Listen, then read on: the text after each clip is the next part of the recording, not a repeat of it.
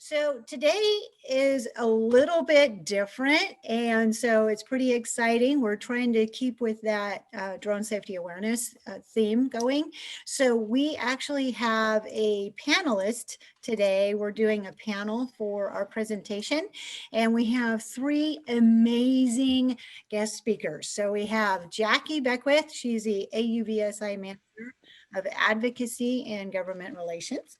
We have Joe Cerreta. He's with Emery-Riddle Aeronautical University. And we have Susan Minné, who's with Cedar Park Homeland Security and Emergency Management. How awesome is that? Is that not a great rounded panel today, huh? So what I'm going to do, I've already bumped everybody, all our panelists over to the co-host. And so what I think we can do is put it to speaker view. And Kim, apparently I see you.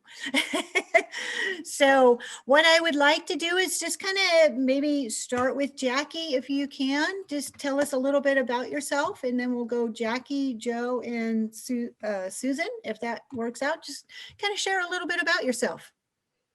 Sure. Hi, everyone. Good morning or good afternoon. I'm on the East Coast, so it's noon. So I hope everyone's enjoying either coffee or lunch.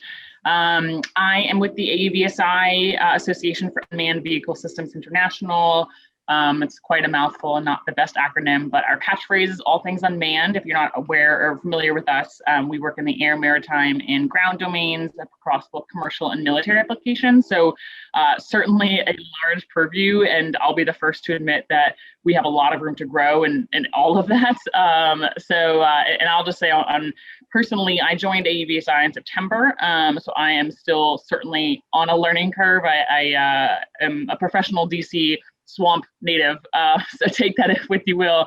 But I come from a transportation and energy background, so this whole world is very new to me, but very exciting, especially because there is so much opportunity in the advocacy realm. Our member companies and all of you guys, I'm sure as well, who you work with, are really intelligent, innovative, kind of right on the edge of the best and greatest. And so it's our job as a trade association to, let city and state and federal folks know how to support the industry while, of course, ensuring safety for everybody, whether that be, drones in the sky, unmanned ground vehicles, be they automated trucks or autonomous vehicles for you and I as consumers, as well as unmanned maritime vessels, which are mostly just in the military, but at this time.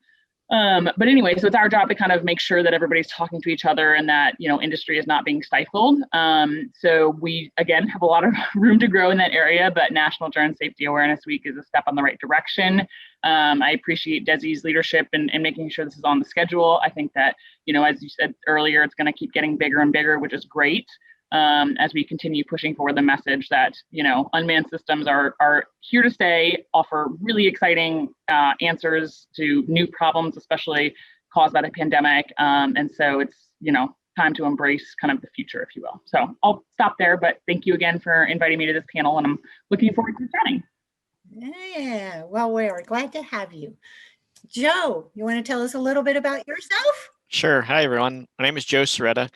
I've been flying UAS for about 24 years, starting in the Army with systems called Shadow and Hunter, and then transitioned to this company called Textron that flew the Aeroson system. Segued into academia and working with Emery-Riddle Aeronautical University. I teach at the undergraduate, graduate, and Ph.D. level of students. And we also have non-degree seeking students.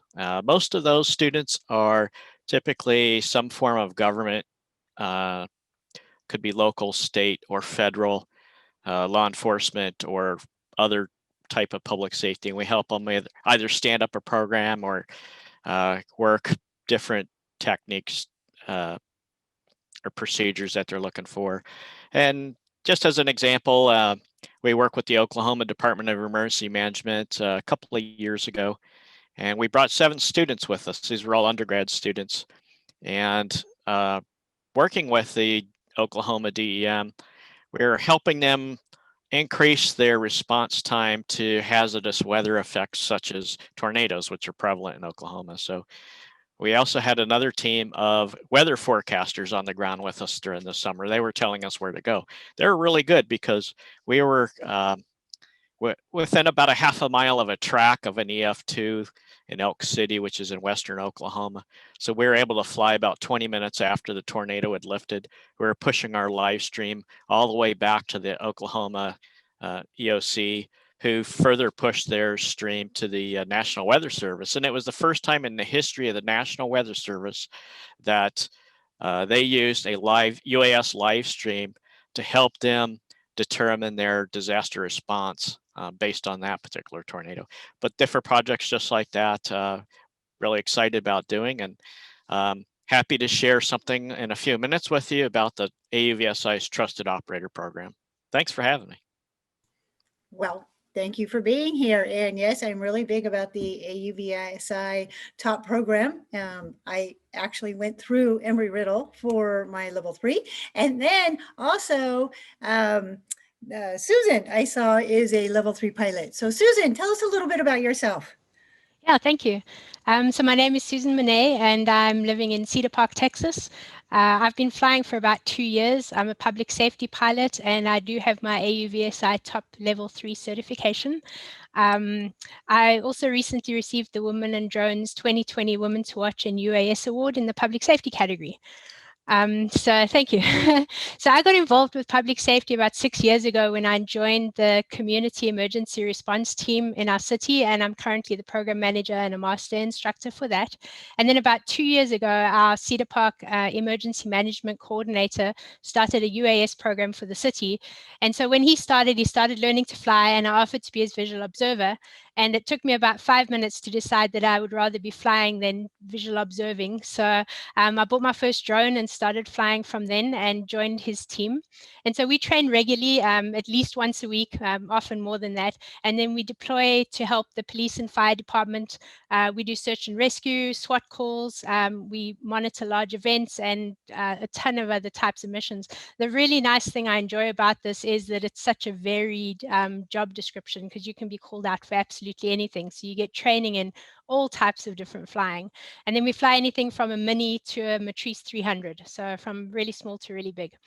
And then in addition to flying for the city, I'm actually a technical writer by trade, and I've worked on documentation for several UAS projects, with including the Public Safety Unmanned Response Team, the Peace Search Program, and that was recently presented to the Capital Area Council of Governments as best practice for regional UAS teams and for those wanting to respond to mutual aid requests. And so I'm involved on the state documentation side, and then my city flying public safety. And I'm glad to be here. Thank you. Well, thank you for being here. All right. So I want to remind you that if you have questions along the way, we'll just address the questions as they come up. So go ahead and put those in there if you want. But how about if we just get started with Jacky, and maybe you could tell us a little bit about what's involved with advocating for AUVSI and some of the steps you take. Yeah, I think that honestly, the biggest missing piece is just education. A really good example, especially as it relates to drone safety, the city of Tacoma, Washington. I don't know if any of you all are in that wonderful city or state, but about a month ago, the Tacoma City Council passed a resolution, so a non-binding law, no enforcement, nothing, basically just an honorary kind of thing, recognizing that the FAA has jurisdiction over the national airspace. And that was honestly very simple, but very impressive. A lot of localities and even states as well just aren't aware that the airspace is under national jurisdiction. When they think about unmanned systems, a lot of folks think about the unmanned ground field, and states do have jurisdiction over, their roads, except obviously interstate commerce, which is a federal thing. But the city of Tacoma was able to recognize on their own that the FAA, already has a ton of educational resources about how to ensure safety. And so we worked with them to kind of promote that among their citizens and to provide the full FAA educational materials, because as I'm sure all of you would greatly agree, local, state, and federal governments are not the best communicators, especially off of Twitter. And I would argue that Twitter is not a great communication method anyway. With regards to drone safety, there's a lot of information out there. Folks just don't know how to access it. Not only folks like you and me, and especially as the holidays are coming up and you know, families might get their children drones or anything like that. You know, there's just not enough awareness about how to operate a drone safely, either recreationally or commercially. So AUVSI is working to kind of enter that kind of gap and provide everybody the information that they need, because that is what we can do. The FAA is limited in advocacy. I mean, it's an arm of the federal government. They can't, you know, say this is what we promote, things like that. It's not allowed. And so that's where AUVSI can come in, partner with the FAA, you know, create programs like the TOP, and be that interlocutor between folks. So it's a work in progress. If any of you have any negative stories or positive stories, please let me know. We're working on getting our name out there in that kind of educational realm. So we're happy to be a resource. Again, the whole idea behind this educational effort is to allow your companies, your businesses to flourish without burdensome regulation. And the best part is, I mean, I'm sure you all have been inundated with electoral news over the past month, and let's be honest, 3 years. But our industry does not yet have any sort of partisan edge. We'd like to keep it that way. We are innovators, we are the future, we are science and tech. And I think all parties can get behind that. So there's a lot of room for growth, which we just need to take advantage. So let me know if you have any problems, issues, you know, positive stories. We'd like to promote good news too. We're not just, you know, in the business of promoting negative news and trying to stop things. We'd like to promote things. So I'll just stop there. But I think that the biggest thing that AUVSI is trying to do is to educate our lawmakers at every single level to make sure that they understand what drone safety is and how the entire industry is so dedicated to safety. I love it. Love it. Dedicated to safety. It's a great approach right there, you know? So does anybody have anything that they would like to add to that? Joe, Susan, you want to maybe contribute anything to that and the safety side of things? Well, I definitely think safety and education, as Jacky just mentioned, is critical. And I'll talk about it a little bit more in depth in a minute about TOP, but a lot of commercial and non-commercial, just recreational operators, unfortunately to say, even after this length of time since Part 107's been around, there's still a lot of people that don't know the rules. And education, I think, is key, and it does improve safety of the national airspace for sure. Yes, it does. Yes, it does. We're struggling with a few people trying to get in. Hopefully Founts can get in here because I know he's always got some questions regarding the advocacy side of things. And so hopefully he'll be able to have a chance to get in here. So let's kind of segue in because it sounds like a perfect time to segue into it. Joe, can you tell us a little bit more about AUVSI TOP and what it's about? And I think you have a PowerPoint that you might want to share. Yeah, I think people learn visually pretty well. So not to make anything formal, this is totally informal, but let me flip my slide here. So as everyone knows, probably on this call, to be a commercial UAS operator in the United States, it only requires you to pass a knowledge exam. There's no demonstrated proficiency or competency required. And a few years ago, AUVSI recognized that, and AUVSI being our largest industry association, took on the effort to put together a team of subject matter experts from all over the place and kind of develop what the requirements of a competency-based program should really look like. And luckily for us, we were allowed to participate in the development of that program, which evolved into the Trusted Operator Program. And it is a competency-based program in which there are a few levels, and at the highest of those levels requires an operator, which could be a remote pilot, or it could be an organization, to demonstrate competency to earn a certificate or certification under this program. And it really is founded upon some of those theoretical applications of UAS that increases reliability. It focuses on safety. It focuses on the professionalism, and really it gains a trust in the community for those trusted operators. Again, the operators could be remote pilots, individuals, or they could be organizations. And I'll talk a little bit more about that in just a second. But there are 3 levels to TOP. A lot of people don't know this.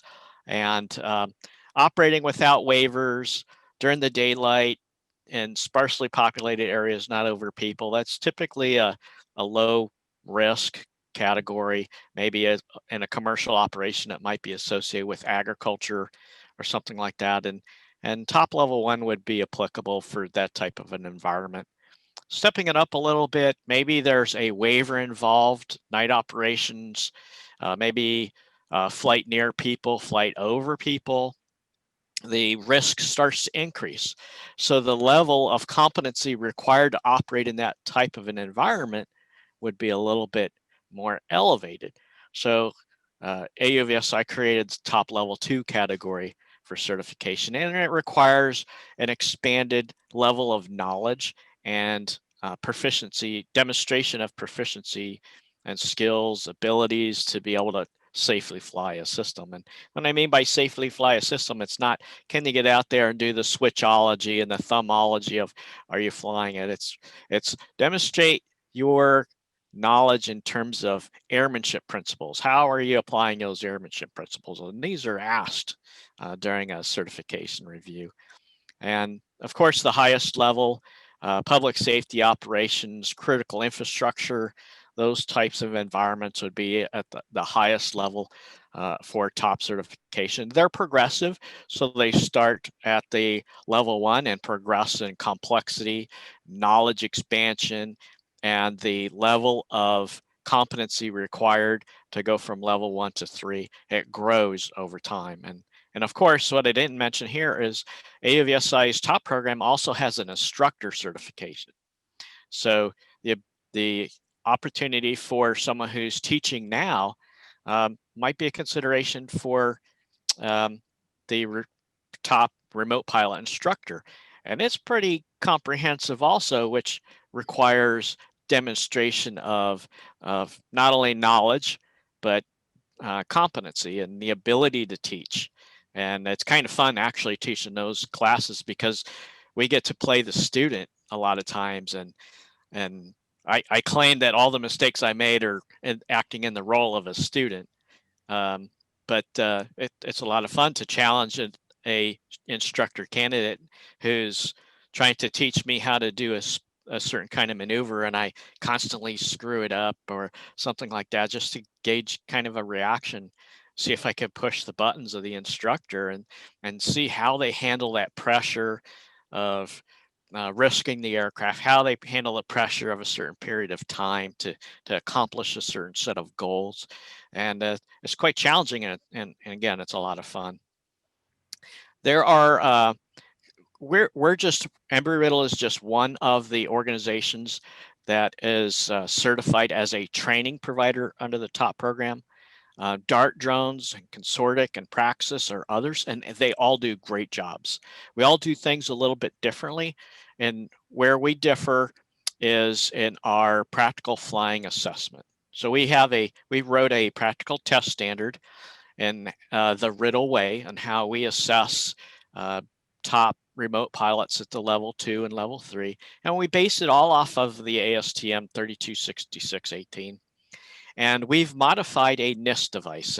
Probably most of you are familiar with the NIST courses, obstacle courses that they've created, and done a fantastic job in doing that. And we've modified a device based on their construction standards so that we can make it portable. And we did that so that we can travel to different locations to be able to administer top PFAs. So it's more flexible in terms of being moved around. It's not built out of 4x4 wood construction. Anyways, the PFA is a series of repetitive time tasks over which we have 8 vignettes, and there are 24 maneuvers across those vignettes. Somewhere in there, we inject emergency procedures, simulated emergency procedures, unless they just happen to be an actual emergency procedure, and assess how that remote pilot reacts to it, and some non-normal procedures too. And we use the quintessential classic method of assessment, where there's an oral portion, there's a written portion, and of course the practical portion, which is, purely their skills and abilities demonstrated during that particular phase. Just a few comments about the program itself. Since its inception, there have been 422 remote pilots that have been certified at level 1, 2, or 3, and there are 13 organizations. AUVSI actually has a database in which you could go to. I think it's auvsi.org/top operator. And I checked this morning, and for some reason that database wasn't populated with the remote pilots, but it had been a couple of weeks ago. So I sent a note out to those folks that are managing the top program to get it back. So you could see if who has been certificated under the top program. And the real importance of having that, again, is that trust and reliability and confidence. So the end user would know if they're hiring an organization that's top certificated, that organization has robust processes and procedures in which they demonstrated that competency. So they have a safety program, they have an SMS, they have a flight operations manual in which they would fly. They use checklists. Same thing on the remote pilot side. As individuals, they use those that set of documentation to operate in the environment in a standardized way. And as you know, you become more proficient by doing things the same way every time, and they become safer as a result, up to the point where you become complacent, which has some side effects too, but that's the end goal of the Trusted Operator program. And some of these organizations are starting to realize that. Some of the organizations, especially service providers, we're trying to encourage, consider hiring top operators as individual remote pilots in their organizations, because quite honestly, these companies, they haven't had a litigation yet to have to deal with in terms of how this organization was potentially negligent or bringing in incompetent folks on board. And the top program is one method of addressing that issue. And I think it's going to grow quite a bit once, unfortunately, less than safe operations have detrimental effects. So that's in a nutshell, just a little bit about the Trusted Operator program. And at Emery-Riddle, we certainly believe in it. Every single student in our UAS program, either the undergraduate or graduate levels, are eligible to become certificated under this program, and as well as our non-degree students. Well, I think moving forward, I like that there are companies starting to put into place where they do need to go somewhere to say, okay, how has this person been trained? I think we're going to see a lot more of that as we move forward in the industry. That documentation, things that are accountable and measurable. How are they going to actually verify the training that this pilot has gone through? So I'm really big. Yeah. I think that's huge. That's a really good point. Last year, I was speaking at the FAA Safety Center in Oshkosh, and one of the audience members came up to me after. He owned a UAS services provider company that did utility inspections in North Dakota. He came up to me, this is the perfect program for what we really need. And from this point forward, we're going to hire top remote pilots because they demonstrate competency to someone, which is better than the current method of earning a commercial remote pilot certificate by the FAA, which is to pass a written exam and never have to fly. Right. Wow. Great information. Thank you. You bet. we will circle back to it, I'm quite sure. Right now, I did see a question popping up for Susan. And actually, Susan, if you could tell us a little bit more about what you do, maybe give us an example, because I know I have to share. So when Susan and I first connected, we had to postpone our connection because she was actually out doing a search and rescue mission. And so I know she's got amazing stories to share. But we do have a question in the chat about if you could remind everyone about what you're doing and how it's being applied with the drones. Yep. Yeah, absolutely. So the biggest issue we run into is that people think that when public safety drones are up, then we're playing Big Brother and we're spying on everyone, because that's really, Hollywood doesn't do us any favors with that. I was watching a police drama just this last week, and they put up a drone and there were these people escaping underground in an underground tunnel, and the drone thermal camera could clearly see all those different people running underground in the tunnel, and it's just not true. We really can't see that from our thermal cameras. And so when we're flying, the biggest issue we have is people think we're spying on people and looking through your windows and doors and, seeing what's going on in your house. And so, I mean, public safety flight is just so much more. We do so many different things. I'll give you some examples of those. We will fly overhead for large events. So for instance, if you have a 4th of July event, we would fly before the event once everything's set up, and we do a automated flight, and we'll take a whole lot of photos and then stitch them together. And then we can print them out on our plotter on our mobile command center, and we put that up on the wall. Then if any incident happens during the event, we've got a really up-to-date picture of where the exits are, where all the buildings are, where everything's set up, and we can help people evacuate or do whatever we need to do. We also help with traffic control for large events. So if, when the event finishes, we can communicate with our ground patrol officers. If there's any issues or any backup or anything, we can just give them feedback on where the routes are clear and where they're backing up. Damage assessment, if we have tornadoes and flooding, we can be the first in before vehicles can even get in, and we can assess, we can look for people, standing on roofs waving for help, so we can get that feedback really fast back to our command centers. We've got fire response. We had a good one a few weeks ago. We had a thunderstorm here, and a lightning bolt struck atop of an apartment building. And there was still lightning all around the area, but our fire department needed to get on top of the building and make sure there were no hot spots that would flare up at any moment. But I don't know if you know those quints that have the big ladders that go up, that's like a lightning magnet. And so those are extremely dangerous for firefighters to go up in lightning situations. And so all we did is we put up a drone with a FLIR thermal camera, and we were able to assess the roof, and the firefighters didn't even have to go up. We could actually give them feedback that there were no hot spots left. So yeah, everything about public safety is to save lives and then minimize risk to life. So wherever we can fly, it saves someone climbing a ladder or climbing on a roof. We've got another way we do it is accident reconstruction and crime scene evidence. So if you think about an accident that happens, then we block off the road and we have some police officers there taking measurements and trying to figure out what happened. And that can be there for a few hours, a few days if it's a really large accident. And all of that time is putting those police officers in potential danger with cars that aren't paying attention, that are driving close really fast.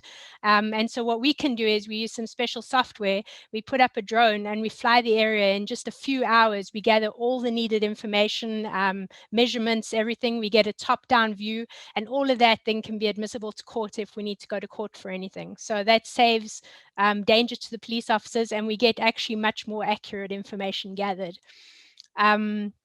What else? Search and rescue.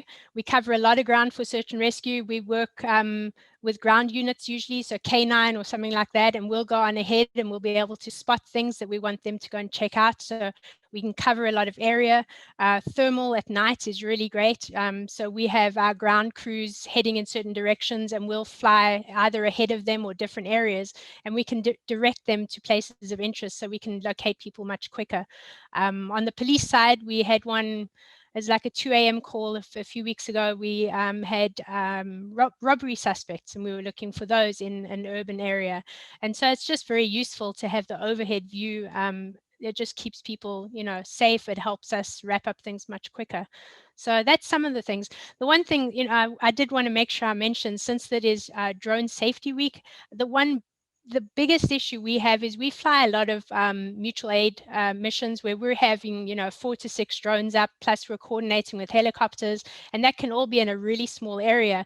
And one of the biggest dangers we have is hobbyists or public just flying their drone in because they want that picture for Facebook, or they want to get, you know, the shot of the scene. If we're in a wildfire, or if we're doing search and rescue or anything like that. We had recent hostage situation here in Texas, that 18-hour hostage situation. We were busy. We had 4 drones all around one house keeping track of it, and we had a non-public safety drone literally flew straight into the middle of our airspace. And the problem with that is it's literally danger to life, because, you know, sometimes we actually have to pull back all of our aircraft and land because it's too dangerous. You know, you only need 2 of those aircraft colliding and you could take out someone on the ground. So if I have any request from probably manned and unmanned public safety pilots, is if you see anyone that, you know, launches in one of those types of situations, please just try and dissuade them from doing that, because it really is a life safety issue, and it causes a lot of issues, and it can cause a halt to the whole mission, because then we have to land as well. But yeah, that's some of the things that we do. Like I said, it's always diverse. It's always, you know, really interesting. You get a lot of training in so many different situations.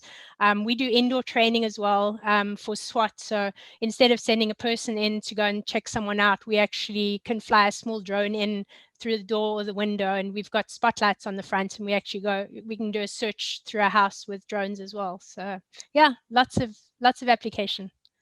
Wow. I just want to say I bow to the Queen first. And number 2, I thought I had an exciting life, but boy, do I want to be like you. But I got to get that accent. Like the accent with her explaining everything just is the cherry on top. That was an amazing, like, it is amazing, you know, like you said, within a couple of minutes, you knew that you wanted to fly drones. Susan, did you make the right decision? Oh yeah, without a doubt. Yeah, without a shadow of a doubt, right? I love it. Yep. Yeah. So that was excellent. Just all the things that you get to do because you have went the extra mile to become certified and get the education and then go to the next level of UAVSI. Just really the leader that we are looking for. And we thank you for all your hard work and dedication. Thank you. Very much so. What kind of training do you put in place for your team? So we require everyone to be Part 107. So we don't fly under a COA. A lot of our cities do fly under COA, but most cities will still require Part 107, just because then we know that everyone starts with the base knowledge. And then we have a pilot's handbook. Part of this P-Cert program that I spoke about a little earlier, we actually developed a pilot's handbook that's got about 15 training exercises from beginner to advanced. And a lot of those, because we deal with fire and police, not everyone has access to a large training facility where you can fly and practice. So a lot of our training routines can happen just in their parking lots in the back of the fire station or police station. So we have a fire training center that we have with a large field and the tower and everything. And then we have a blackout house. So funnily enough, a lot of the training facilities that our fire department uses, we actually use for drone training as well. So the blackout house that they use for fire training, where they literally train where you have to go in and you can't see anything, we do the exact same. We fly in with no lights on and we use our spots and we try and spot things. So yeah, everything that the fire and police department use for training, we can actually turn it into drone training facilities as well. Awesome. Well, thank you. Thank you. So I know we have some questions. Linda, I'm going to circle back to yours in 1 second. I wanted to kind of, while we're talking about the whole outreach of safety and how huge that is, and I can imagine it's so frustrating when, you know, everyone here is an ambassador for this industry and everybody's reaching out, trying to do stuff. And so I think I want to circle back really quick to Jacky to maybe, can you give us a little bit of advice, what we can do and how we can start reaching out to more and more people? I can't believe this is still happening, you know? Yeah, I mean, honestly, I would probably suggest, and I know that maybe local politicians aren't either, folks maybe aren't aware who your local councilman is or your local state legislator, but they have when you think about their distribution list, I mean, you all know, you get calls, you get flyers, you get everything. I mean, this is where they know where you are. You don't need drones to figure out where you live and things like that. So, you know, I would suggest reaching out to maybe your local legislator or state legislator. They're going to love hearing from you because you're not complaining about something and you're offering them a resource. But, you know, ask them, hey, did you know that the FAA has a bunch of resources about how to work towards airspace safety with drones? Because what we're also seeing is we're seeing a lot of localities try and legislate for safety, or no, maybe not. They think they're doing it in the guise of safety, but I mean, the most important thing is that, you know, 1 foot above the ground is the jurisdiction of the FAA. So if a state or locality tries to pass something about kind of who is allowed to operate a drone, it's illegal. You know, it's a waste of time. It's going to get caught up in lawsuits. And it's also going to hamper, you know, folks like Susan and emergency responders who, you know, need to have the city and locality understand what they're doing without this kind of messy law in between. And AUVSI certainly has a role to play in that. And so we're trying to be proactive, and we'll be working with, as Susan mentioned, CSG, the Council of State Governments, the National Conference of State Legislators, to kind of spread this knowledge. But I would suggest, if you have the time, send your legislator an email and share this information and say, hey, listen, I'm an ambassador on behalf of the unmanned systems industry, and all we care about is safety. And so did you know this exists? And, you know, let me know if I can be a resource. I mean, I think proactivity is what it takes. And I do think you'll get a positive response because, again, you're not complaining about something, you're actually offering to help. So that would be my response at first blush, Desi. Jacqueline, I totally agree.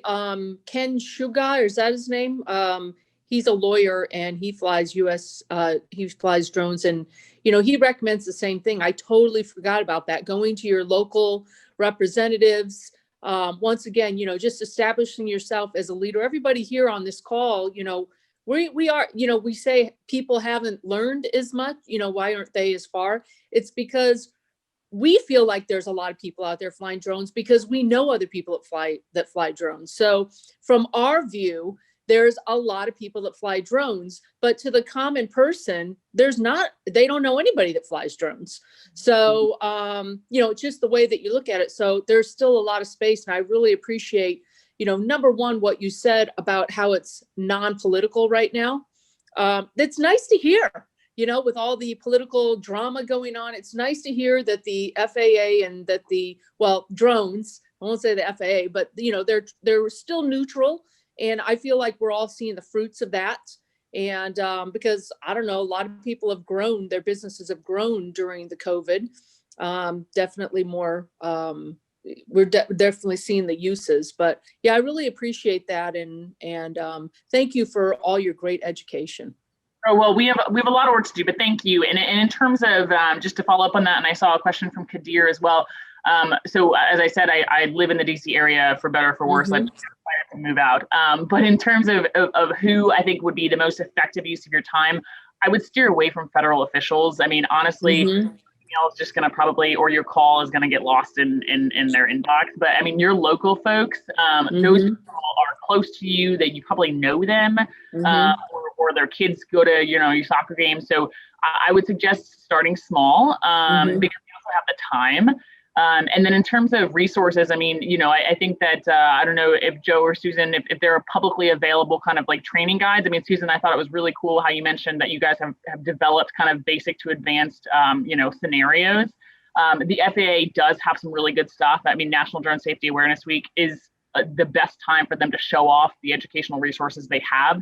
There is room to grow for sure, but starting there is helpful. And then the last thing I'll mention on this is, because we realize that, you know, our community is awesome, without a doubt, and we all know each other. We all know how to be safe.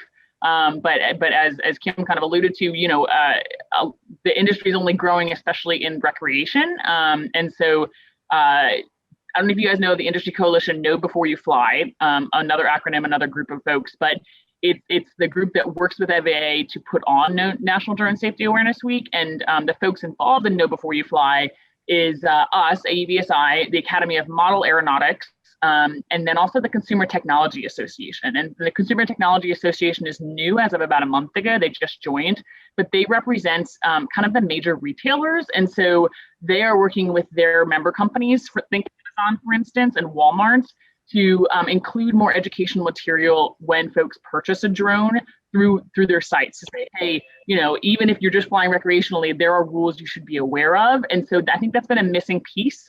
They're just rolling it out. I think they're trying to do it in time for the holiday season, but that is an ongoing effort. So just wanted to make folks aware of that we're working on that. And that is something that, you know, hopefully you guys should start seeing as well. Right on. It's a great place to start right there. Absolutely. That is a definite missing link. Good stuff. Yeah, I'd powerful. like to caveat what Jacky was saying about local governments, and we travel around quite a bit, and we're always looking for places where we can fly, and we're pretty proactive on finding out who the local government would be, or the local police, or the desk sergeant, or the watch commander, or whomever. Hey, we're going to be doing this, and we find that most organizations are very curious, but they don't know anything about the technology. And just in the inherent nature of how humans are, they're apprehensive about it. And we've shaped that into some opportunities where city council meetings, we'll have a little booth outside of the city council meetings where we're really trying to showcase the technology, and it helps foster a relationship between the local government and the community, and they become more at ease about it, which benefits the local community in the end, because in the case of public safety operations, the technology can really help improve their quality of life, or if there's some disaster that's happened to them, it can really help them out, but they don't understand that. And trying to connect the two together really makes a big difference for a lot of community members. And I mentioned a little while ago that we work with the Oklahoma Department of Emergency Management, and during this particular tornado, it damaged a lot of property. And we were looking for places where we can launch and recover, still maintain visual line of sight, and we would go talk to these homeowners. And the homeowners were initially apprehensive about it.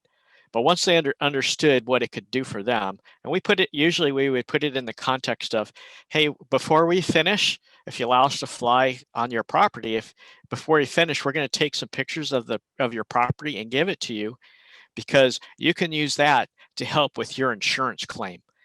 And 100% of the time, please do. Once they understand the benefits, then that apprehensiveness kind of goes away. So it's a pretty big deal.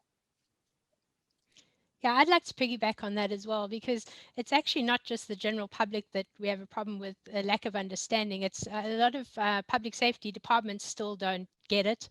It took us, it's the one thing we noticed is you really have to start slow and steady, and you have to prove yourself, and you have to be very transparent. But we have a lot of, even in our larger area where fire departments and police, they don't get what you can do. And so it's a very big educational opportunity to go to the command meetings and get invited to those kind of things, and just share all the things I shared about with the large events, and how we could save your firemen climbing up a quint in lightning and things like that, because they just don't get it. They don't understand all the ways that drones can be used. So even with public safety agencies, there's still a huge learning curve that has to take place. Wasn't aware of that. So thank you for pointing that out as well. I typically will look at it from the general public side. And so, yes. And so I can imagine that training needs to be widespread. Susan, can I ask a quick question? Yep. So Jacqueline and Joseph talked about, how to, Jacqueline talked about contacting your state representatives. Joseph gave what a great idea to be outside of a city council meeting. Of course, I live in Philadelphia, so we'll be inside, so it'll be too cold. But anyway, what about, how does somebody, what are your suggestions if you're not in you know, it can be kind of intimidating if you're not in search and rescue, if you're not in fire, if you're not in police, if you're not in that genre, you know, as a UAS pilot, you know, how do you present yourself? Do you have any suggestions there? Because we know how to fly drones. So how do we make ourselves valuable to them, that they would, you know, value what we could bring to them? Are you asking how you would get involved with the public safety? Yeah, flying? like if they want, like for instance, I got a call from the Nashville Fire Department, and they wanted to train 10 firefighters to fly drones. Right. And they had a budget. I guess they have a Mavic too. I mean, I really couldn't afford to go down there for the price that they wanted. But, you know, like that's just one department that is they're starting to get money coming in. So how do, you know, you establish yourself as a business, you know, to collaborate with these types of, you know, emergency services? I think if they already have a program going, you know, you can approach them. The cities each run their own way. So, for instance, in the city of Cedar Park, our emergency management is a totally separate department. A lot of cities run them through their fire department or through their police department. So it depends how they're set up. If they don't have a program, like I said, right now the biggest issue is educating them on the value of a drone program. And public safety, being government, is always short of money. So if you're going to do it as a business, it's going to be extremely hard to get involved. I'm a full-time tech writer. I'm actually a volunteer in my position. So my job's flexible enough that I jump out and go help, but I don't get paid to do it. And so getting involved with it, I had someone else that asked me as well, but they were wanting to expand their business, and it's extremely difficult to get into public safety if you're looking to, you know, get a check out of it, just because they are so strapped. And I think they're so strapped also because so many haven't seen the value in it yet. So the more we can promote the value of drones in public safety, the more you're going to find the purse strings open, and it becomes more available to businesses to become involved.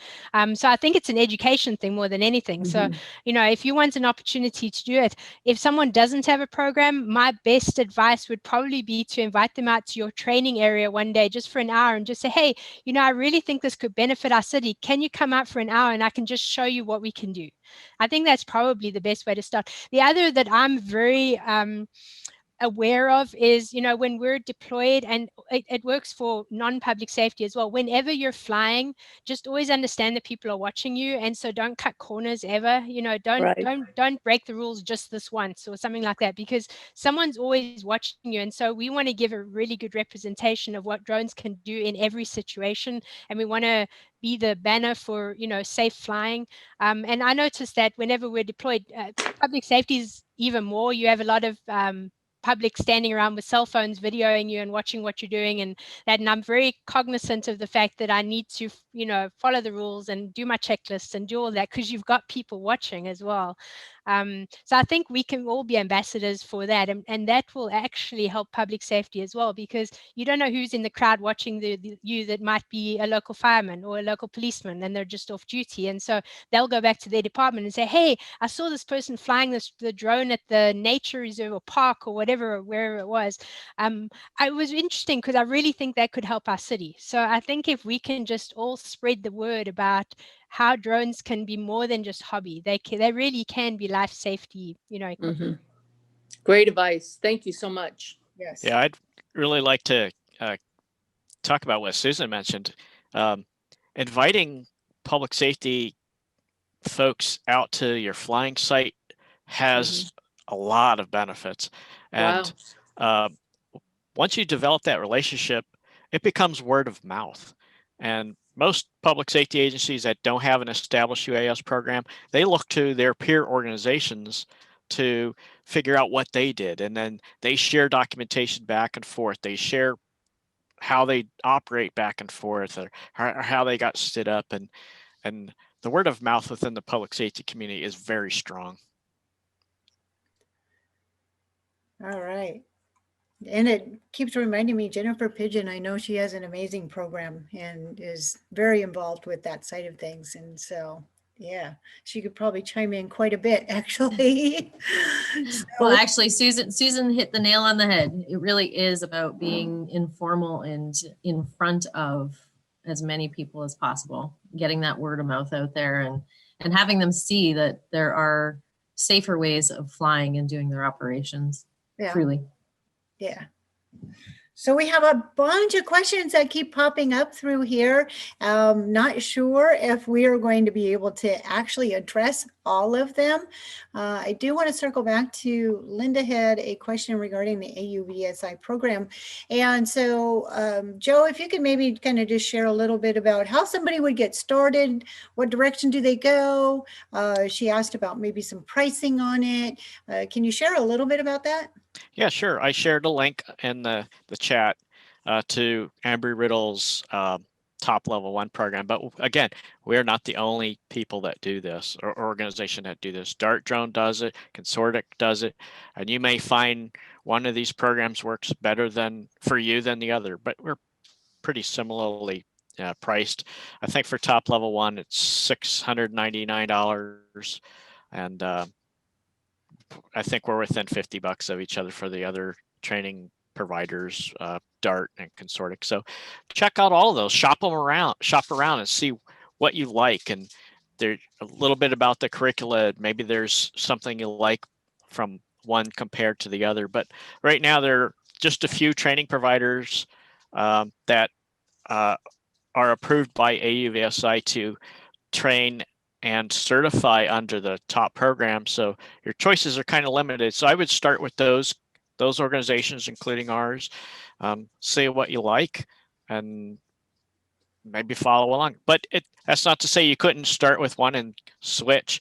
So for example, Desi, I think you had certified with Praxis for your top level 2 and came to Embry-Riddle for top level 3. And the way the program is built is it's standardized against a protocol certification manual, all of which you can find on the AUVSI/top operator website to kind of standardize this. So it doesn't really matter which organization you go with. You're going to have to demonstrate the same level of competency across all these different programs. That's the great thing about it. Yes, yes. And specifically if you're going for the instructor level, because that is grueling. It was fun for me. So, all right. Looks like we have a couple more questions. Does somebody, while I'm scrolling up, does anybody want to unmic and ask one of their questions? I know Tom had a few questions in there. And got another one popping in here. What I'll also do is ask you to save the chat, and what we can do is make sure that people reach out to each other. And if the panelists don't mind, I've put your information in your email address in there. So if they wanted to reach out and maybe ask some more questions, they'd have that opportunity. Is that all right with you? Absolutely. Yeah, they've been asking. It's been great because all the instructors have been answering the questions as we go along. So that's great, So thank you so much, instructors, for our panel, for being on top of it. Appreciate it.